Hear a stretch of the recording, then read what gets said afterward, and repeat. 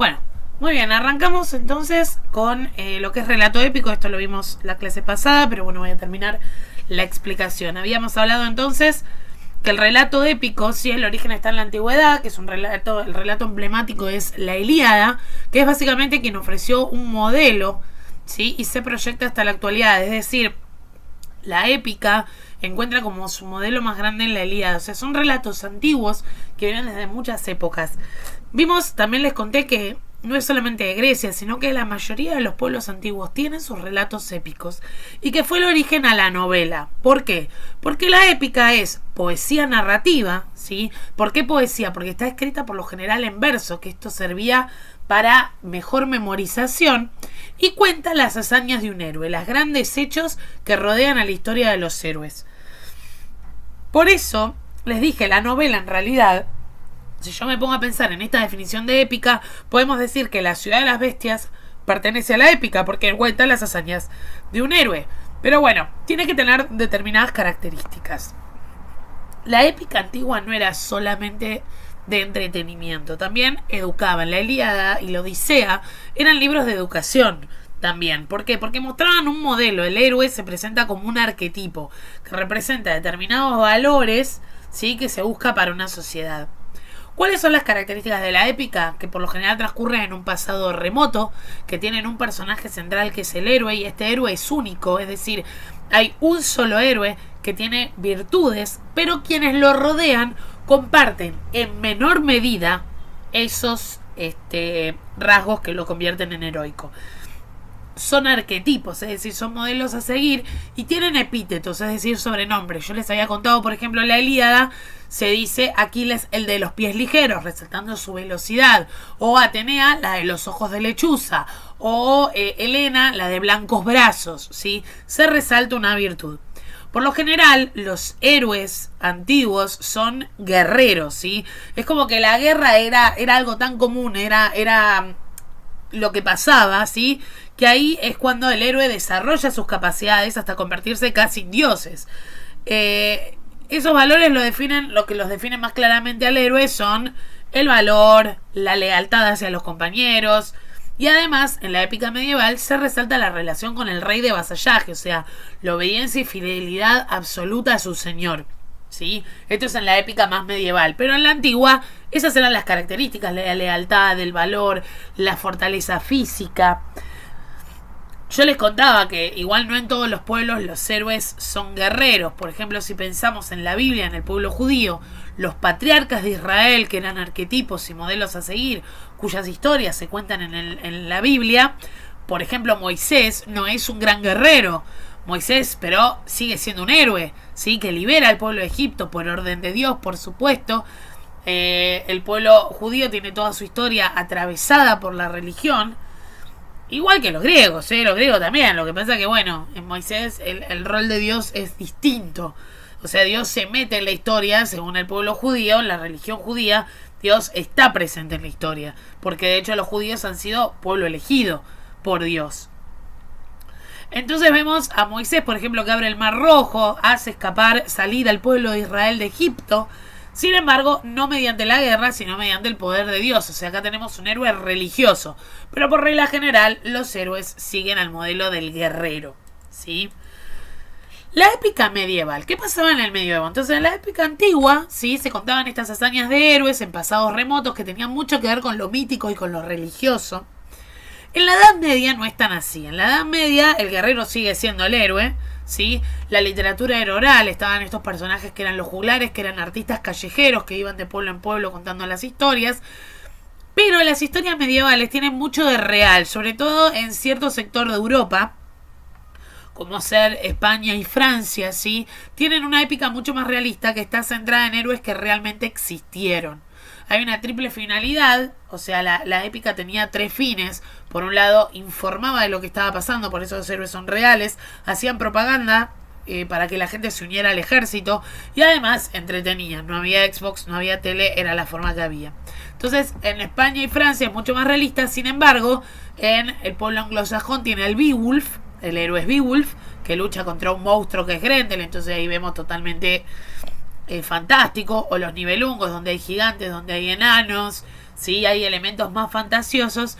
Pero, por ejemplo, en España, sí, el poema épico español por excelencia es el poema del Mío Cid, que narra la historia de un héroe, que es Rodrigo Díaz de Vivar, que es un héroe real que existió, que encabezó la resistencia del pueblo español contra la conquista de los árabes. Los árabes estuvieron 8 siglos dominando España, y Rodrigo Díaz de Vivar en el año 1000 aproximadamente fue quien encabezó la reconquista de España, ¿sí? Y tomó, por ejemplo, la ciudad de Valencia, la que estaba conquistada por los moros, la retomó para el pueblo español.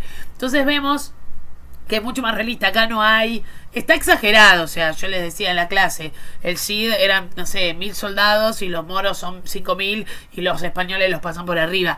Tiene exageraciones, pero no tiene elementos fantásticos, o sea, no aparece un hada, no hay dragones, no hay monstruos, nada. Es bastante realista, ¿sí? Eso fue la épica. Entonces era popular, oral, los juglares iban contando estas historias de héroes. Posteriormente, cuando se logra cierta estabilidad y en ciertas cortes donde había riqueza y una estabilidad política y económica, surge la literatura cortesana, que es distinta de la épica. Primero porque es posterior, en el siglo XII y el siglo XIII. Se desarrolla sobre todo en Francia y en Inglaterra. Cambia el ideal del héroe. El héroe ya no es solamente el guerrero. El héroe es el guerrero, el buen poeta, buen músico, casi un prerrenacentista, ¿sí? Y empiezan a aparecer la presencia de los elementos mágicos, hay historias de amor, y acá surge la figura del trovador.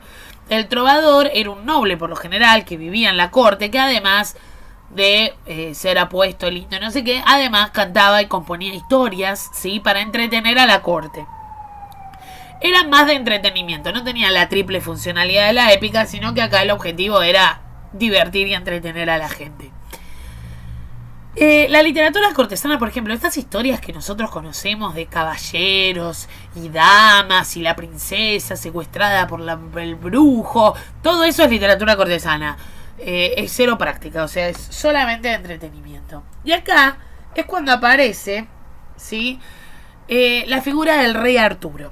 La figura del rey Arturo surge en la literatura cortesana, pero viene de una historia más antigua. Primero, la leyenda reinó entre los bretones a principios del siglo VI, la leyenda de este rey Arturo. Algunos historiadores especulan con que este personaje histórico pudo haber sido un jefe de los bretones que venció a los sajones antes del siglo VI. O sea, no se tiene con certeza si hay una base histórica para la leyenda de Arturo. Se supone que sí. Que la leyenda no surgió de nada, no es un personaje mítico, sino que es un personaje legendario. La leyenda, contrariamente al mito, la leyenda tiene un contexto histórico determinado, o sea, tiene una base real. Después, bueno, se delira, pero tiene una base real. Entonces, evidentemente hubo un caudillo, algún tipo de jefe llamado Arturo o algo parecido, que generó toda la leyenda artúrica que después con los siglos se deformó, ¿no? Por supuesto. Se considera que surgió actualmente en choque entre la civilización celta con los normandos, los franceses que llegaron a la costa de Inglaterra. Pero bueno, lo importante es que el primer registro que tenemos es en la historia de un autor galés en el siglo IX, ahí ya se nombra Arturo. Pero la parte más famosa de Arturo es cuando en el año 1136 Geoffrey de Monmouth, o Godofredo de Monmouth, lo incluye en la historia de los reyes de Bretaña. Es un libro escrito en latín, donde Geoffrey de Monmouth habla precisamente del rey Arturo, habla de Excalibur, habla de Merlín, habla de la reina Mab, la reina de las hadas, ¿sí? Merlín es hijo de la reina Mab, de hecho, figura toda la historia de Merlín, cómo Arturo consigue consolidar su trono y las bases de la historia y la leyenda artúrica que conocemos tanto ahora. De todas maneras hay 10.000 versiones de Arturo. Es muy difícil. En algunas Lancelot y Ginebra estaban juntos, en otras no. O sea, hay variantes de esta leyenda. Pero Geoffrey de Monmouth deja como las bases. Que Arturo saca la espada en la piedra, que era hijo de Uther Pendragon, que el mago Merlín lo ayuda a acceder al trono, que es un mago. Entonces, bueno, aparecen estas historias. En 1155 se traduce al francés y surge la leyenda en la literatura cortesana. O sea, cruza el charco, ¿no? Y pasa a Francia, la leyenda del rey Arturo, y ahí se da la materia de Bretaña. La materia de Bretaña, ¿sí? es básicamente todo el corpus que integra la leyenda del ciclo artúrico, que se desarrolla en Inglaterra y en Francia. Empiezan a surgir no solamente historia de Arturo, sino la historia de sus caballeros. Recuerden que Arturo tenía la mesa redonda, que era un lugar, lo vamos a leer en la historia, donde había caballeros. Cada caballero tiene su aventura. Entonces, Chetrán de Troyes, que era este trovador de la corte de Leonor de Aquitania, por ejemplo, contaba las historias de, no sé, de Lancelot y Ginebra. Entonces tiene varias novelas sobre Lancelot como caballero del rey Arturo. O sea, donde Arturo ya no es el protagonista, sino que sus caballeros y sus aventuras, ¿sí? Además de la figura de Arturo. En el siglo XV está el libro más conocido de Arturo, que es el de Thomas Malory, que es La muerte de Arturo. ¿Sí? Profe, ¿no se spoiló el final? Sí. O sea, ya con esto, cuando les diga que Arturo se muere, no se horroricen, porque el libro se llama La muerte de Arturo. Y acá entonces, con Thomas Malory, ¿sí? Que como la consagración de Arturo en el siglo XV, ya sea todo el ciclo artúrico y las miles de versiones que surgieron después. Pero además, chicos, o sea, hay 10.000 versiones en el cine de Arturo. O sea, series de televisión de Arturo. O sea, Arturo está en todos lados, es un héroe bastante conocido. Hay algunas historias centrales, ¿sí? Está el tema del amor entre Ginebra y Lancelot, esta historia de amor prohibido. Ginebra era la esposa de Arturo. Hay muchas historias y muchas novelas escritas sobre Lancelot, que es uno de los caballeros que se enamora de Arturo. De hecho, este cuadro que está de fondo en esta diapositiva se llama Arturo, Lancelot y Ginebra en la tumba de Arturo. O sea, el que está muerto ahí es Arturo, y Lancelot le está tratando de robar un beso a Ginebra, que medio como que le da un poco de pudor porque es el marido el que está ahí enterrado. Este cuadro es de Dante Rafael Rossetti, que es un pintor inglés. Es inglés, pese a que su apellido es Rossetti y se llamaba Dante. Prerrafaelista, de mediados del siglo XIX. Y él y sus amigos, que eran todos los prerrafaelistas, pintan una serie de cuadros sobre la materia artúrica. Entonces, las historias de amor, bueno, el amor cortés. ¿Qué era esto del amor cortés? Lo vamos a ver, es una cosa interesantísima. El amor cortés básicamente era no solamente temática de literatura, gente, también sucedía en la realidad. O sea, esto pasaba. Un caballero de la corte tenía una dama a la cual le dedicaba todas sus hazañas. Las damas por lo general estaban casadas y había acá como una especie de amor platónico que nunca se llegaba a concretar. Por eso esta Ginebra poniendo la mano, ¿sí? Las mujeres le ponían el freno a los hombres para que no avanzaran más, porque bueno, no iban a faltar su palabra matrimonial. Pero había ahí una especie de amor platónico donde los pibes estaban hasta las manos y le dedicaban todas las chicas, y las chicas no, bueno que no. Igual hay algunas novelas medievales en las cuales Lancelot y Ginebra se olvidan de la parte platónica y van concretamente a lo carnal. Pero la idea del amor cortés era no llegar a lo físico. Sí, me van a decir, profe, qué aburrido. Bueno, es lo que había. Para ellos, el momento de concretar un amor, de consumar, de un beso, una relación sexual, era una forma de matar el idealismo y el platonismo. O sea, convengamos que es cierto, no hay nada más real que ver a tu pareja de que recién se levanta toda despeinada con las ojeras por acá. Bueno, eso no querían llegar a eso, entonces las amaban de lejos.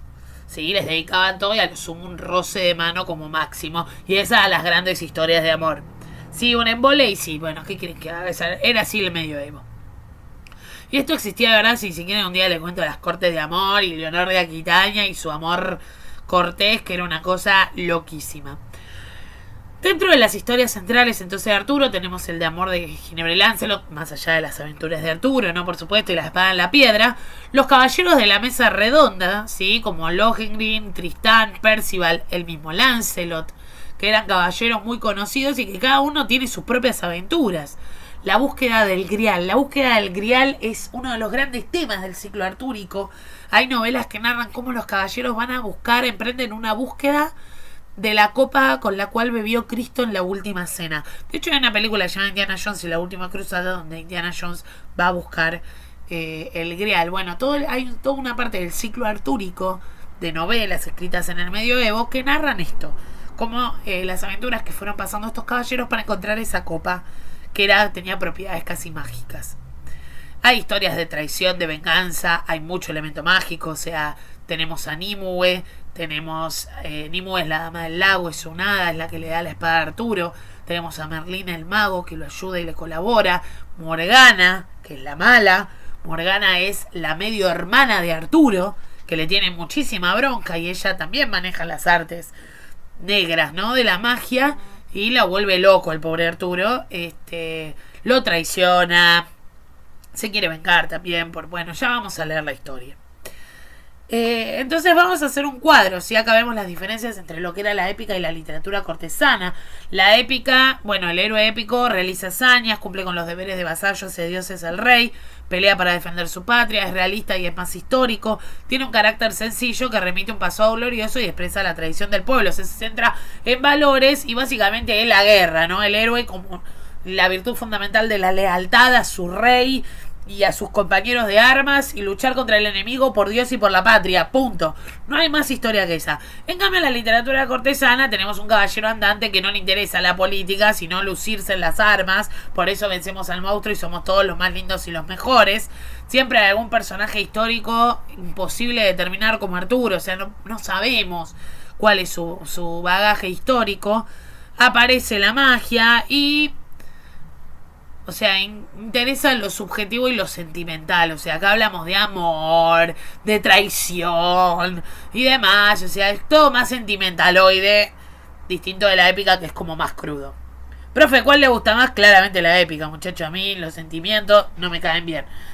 Pero entonces, bueno, versiones de Arturo hay 10.000. Si quieren, empiecen vamos a armar una lista en el foro. Vayan poniéndome películas, series. De hecho, me enteré ahora, Netflix estrenó una que se llama Maldita, donde la protagonista es Nimue. Nimue es la dama del lago de Arturo.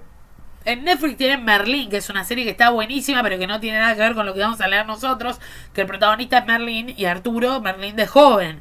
Sí, tenemos no sé cuántas películas hay, desde La Espada en la Piedra de Disney hasta, yo me acuerdo, la última versión de Arturo que vi es la de Keira Knightley y creo que era Clive Owen, de hace, no sé, 15 años atrás. Después no llevé más rastro, pero hay 10.000 películas de Arturo. Está Lancelot, el primer caballero, que es de los 90, con Sean Connery, Richard Gere y Julia Osmond haciendo una versión de Arturo. Bueno, así como pasan las películas, pasan los libros. Hay miles de novelas de Arturo. Nosotros vamos a leer una versión. Hay un escritor norteamericano que se llama Steinbeck, de apellido John Steinbeck. De hecho, bueno, ahora les cuento, no me voy a ir.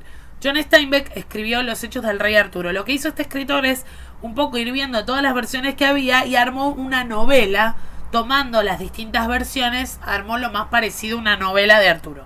Nosotros vamos a leer una adaptación del libro de Steinbeck, ¿sí? De Los Hechos del Rey Arturo. Pero en literatura tenemos La muerte de Arturo de Thomas Malory, Sir Gawain and the Green Knight, que es una novela que narra el texto de Geoffrey de Monmouth. Tenemos, por ejemplo, Mark Twain, que es un escritor norteamericano, escribió un yankee en la corte del rey Arturo, que es básicamente un yankee, o sea, un norteamericano de Nueva York, que viaja en el tiempo. Mark Twain, siglo XIX, viaja en el tiempo y termina en la corte del rey Arturo. Es chistosísima. De esa también se han hecho películas del yankee en la corte del rey Arturo. Entonces, el rey Arturo nos atraviesa por todos lados. Vamos a leer una de las tantas versiones que espero realmente que la disfruten como las he disfrutado yo a lo largo de la historia. Cualquier duda, me preguntan.